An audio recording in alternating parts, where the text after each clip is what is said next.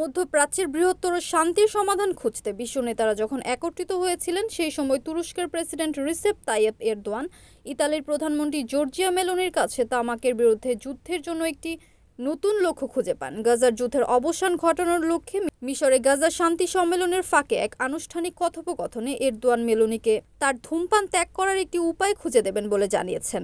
তুর্কি সংবাদ সংস্থা সম্প্রচারিত ফুটেজে এরদোয়ানকে মেলোনির উদ্দেশ্যে কথা বলতে শোনা যায়। আমি আপনাকে বিমান থেকে নেমে আসতে দেখেছি, আপনাকে দারুণ লাগছে, কিন্তু আপনার ধূমপান বন্ধ করতে হবে। এ সময় তাদের পাশেই দাঁড়িয়েছিলেন ফরাসি প্রেসিডেন্ট ইমানুয়েল ম্যাক্রো, যিনি এরদোয়ানের কথা শুনে হেসে উঠে বলেন এটা অসম্ভব। জবাবে মেলোনি বলেন, ধূমপান ছাড়লে আমি কম সামাজিক হয়ে যেতে পারি। আমি জানি, আমি মানি, আমি কাউকে হত্যা করতে চাই না। মেলোনি তার সাক্ষাৎকার একটি সিরিজের ওপর ভিত্তি করে লেখা এক বইতে স্বীকার করেছেন যে ধূমপান তাকে তিউনিসিয়ার প্রেসিডেন্ট কাইস সাইদ সহ বিশ্ব নেতাদের সঙ্গে সম্পর্ক স্থাপনে সহায়তা করেছে।